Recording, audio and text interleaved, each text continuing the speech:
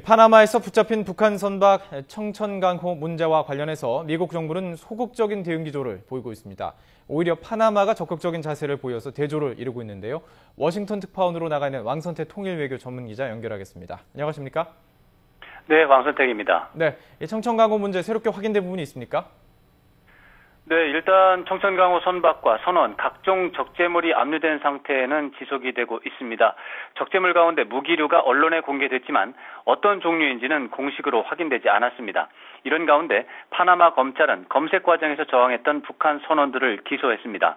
파나마 정부 당국은 또 유엔 안보리 조사단이 8월 5일 도착하는 일정, 그리고 미국이 이번 사건과 관련해 기술진을 보내주겠다는 약속을 했다는 부분도 밝혔습니다.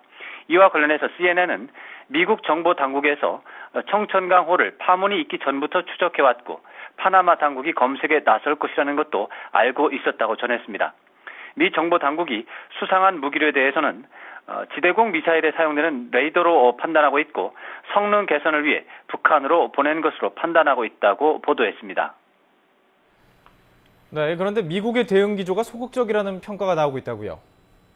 네, 미 정보 당국에 대한 언론 보도와 비교할 때 미 국무부 반응은 매우 소극적입니다.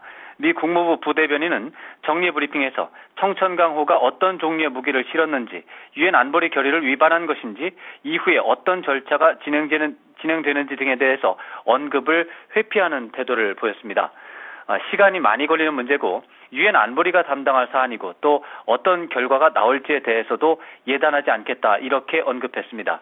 일반적인 상황이라면 북한에 대한 비난이나 쿠바에 대한 비판이 이미 상당한 수준으로 제기되는 것이 자연스러운 수순이지만 현재 미국의 반응은 자연스러운 대응과는 거리가 있다고 하겠습니다. 네, 그렇다면 유엔의 대응은 어떻습니까? 유엔도 소극적인 대응이라는 차원에서는 유사한 행보를 보이고 있습니다. 파나마는 이미 8월 5일에 유엔 안보리 조사단이 도착한다고 발표를 했는데 유엔에서는 조사단을 보낸다는 정도만 확인이 겨우 되는 상황입니다.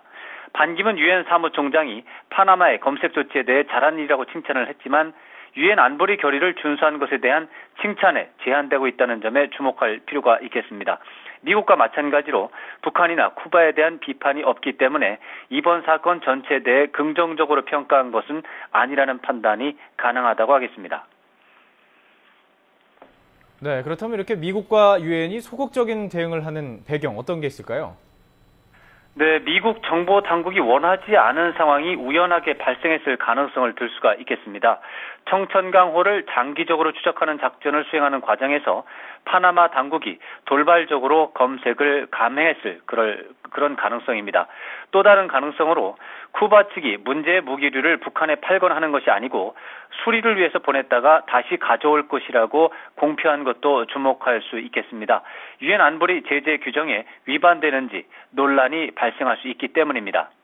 미국과 유엔의 태도를 볼 때 당분간 이번 사건의 파문을 확대하지는 않겠다는 기조가 유지될 것으로 전망할 수 있습니다.